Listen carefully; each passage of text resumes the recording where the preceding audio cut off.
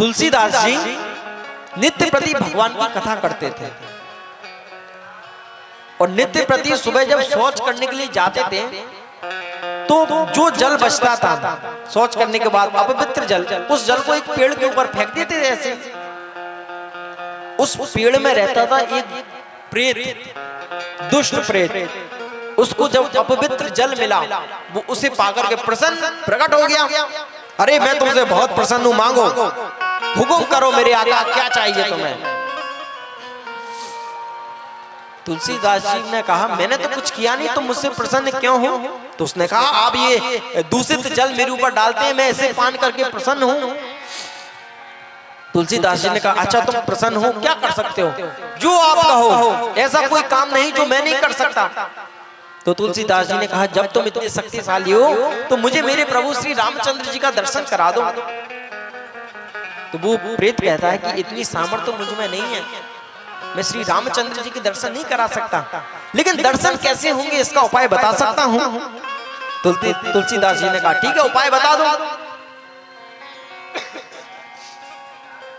तो वो प्रेत कहता है कि बाबा हनुमान जी महाराज तो नित्य प्रति आपकी कथा में आते हैं, नित्य कथा श्रवण करने के लिए आते हैं, बस आप उन्हें पहचान नहीं पाते।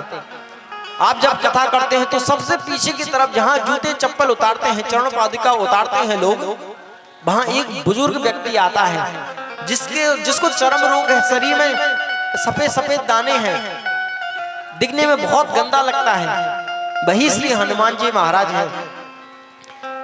तुलसीदास जी महाराज इतने प्रसन्न, अगले दिन कथा कर रहे हैं लेकिन दृष्टि पीछे की ओर है जहां जूते चप्पल उतारते हैं सब लोग। और जैसे हनुमान जी महाराज आए प्रसन्न हो गए और जब कथा का विश्राम हुआ दौड़ करके गए, उनके चरणों में गिर गए। वो मना कर रहे हैं अरे व्यास जी महाराज हमारे चरणों को छोड़िए, ये रोग आपको भी लग जाएगा, ये रोग आपको लग जाएगा, मुझसे दूर रहिए। तुलसीदास जी कहते हैं यही तो मैं चाहता हूं कि जो रोग आपको लगा है भगवान के नाम जप करने का, यही रोग मुझे भी लग जाए, यही तो मैं चाहता हूं, बस यही रोग तो नहीं लगता है। अब तुलसीदास जी ने हनुमान जी महाराज से प्रार्थना की कि मुझे प्रभु श्री रामचंद्र जी के दर्शन करने हैं, कैसे होंगे। तुलसीदास जी ने कहा हनुमान जी से, तो हनुमान जी कहते हैं कि बाबा भगवान तो आपको नित्य प्रति दर्शन देते हैं, आप उन्हें पहचान नहीं पाते।